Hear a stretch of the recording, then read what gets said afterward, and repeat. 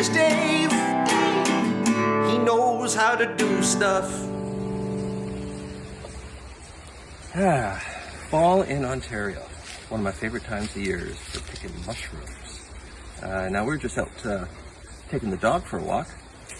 And it's nice because the nights have been cold and they kill the mosquitoes. But one of the best things about the cold nights is it gets all the mycelium in the forest floor active to create fruiting bodies, mushrooms.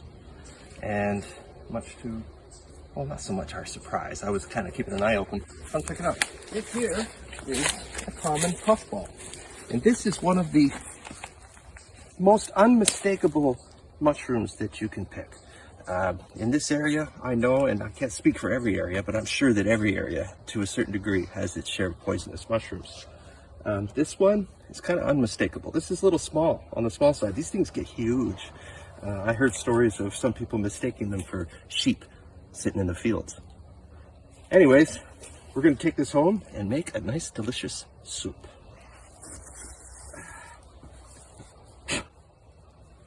Oh yeah, you can tell that it's ready.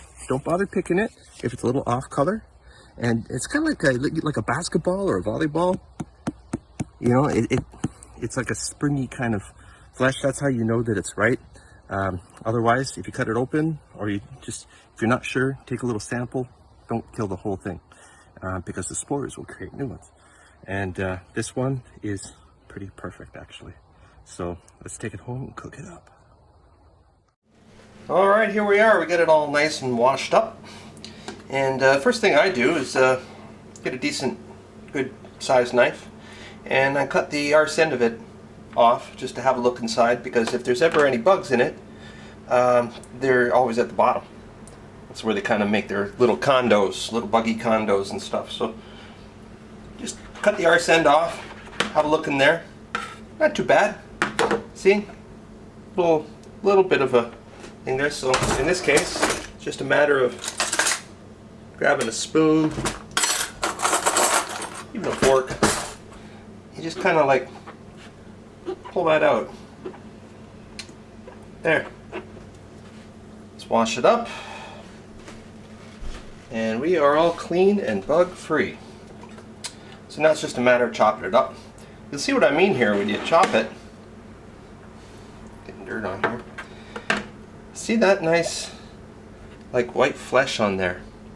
It's just it's kind of like marshmallow. It's very unique amongst the mushroom family.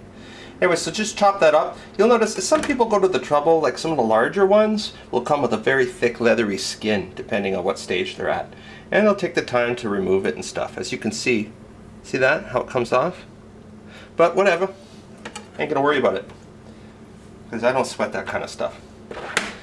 So you just chop it up into little pieces. Doesn't have to be pretty. Remember, it's going to be in a soup. Sometimes when you go to fancy schmancy steakhouses, they'll take slices like this, and they'll fry that up, and they'll put that on top of the steak. So every time you cut a piece of steak, there's like mushroom with it.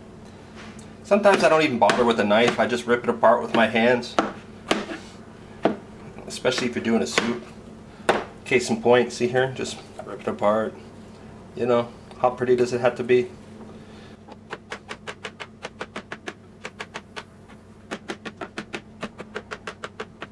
When's the last time one mushroom did a whole soup? How about that, huh?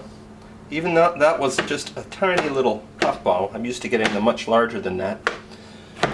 All the same, you can see you get quite a bit of shroom meat just out of that. A little bit of olive oil. Put it in the pan. Of course, we're going to want a little bit of garlic paste.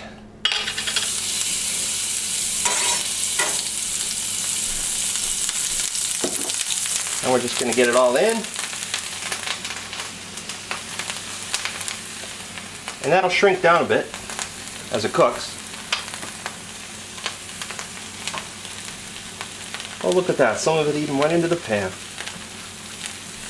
Pour a little water in there if you need to.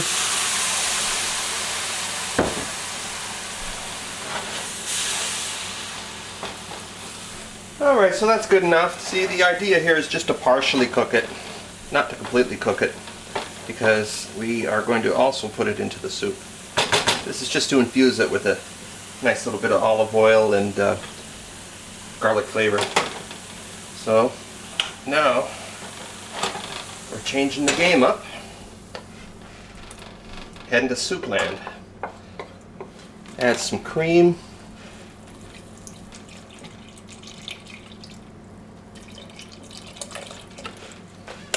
Add some water.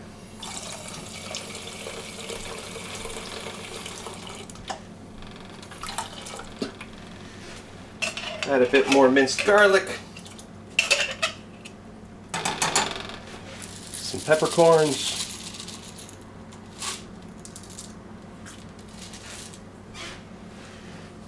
We'll grind some in too.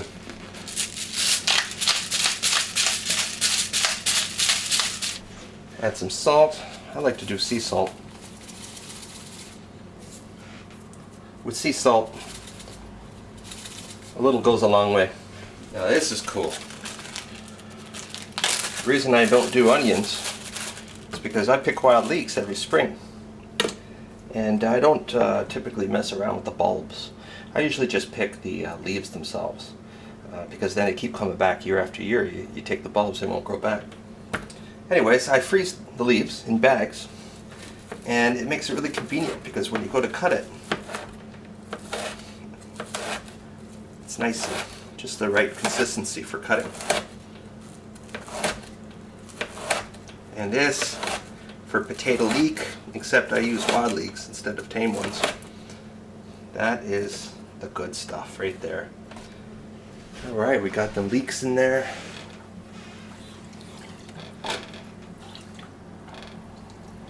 Oh, already looks good. Alright, I got this stuff at the bulk place. It's chicken stock. I'll throw not quite that much. Yeah, throw a little bit of chicken stock in there, that'll dissolve.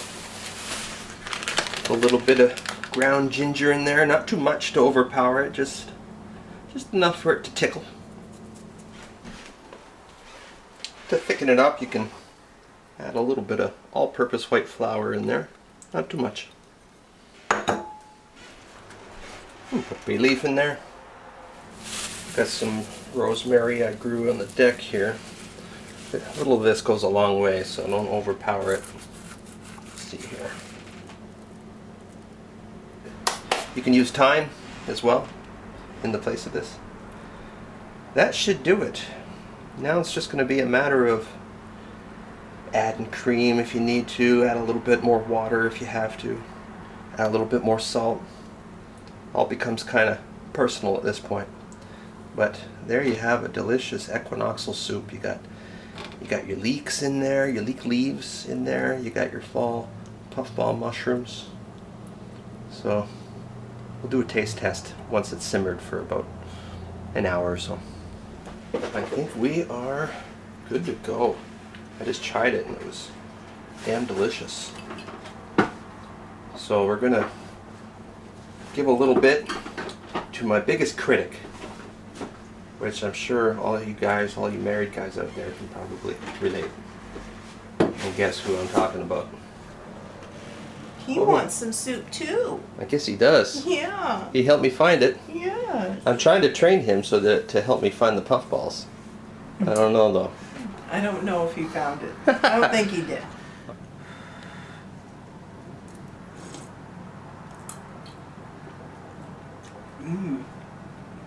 Good? Mm-hmm.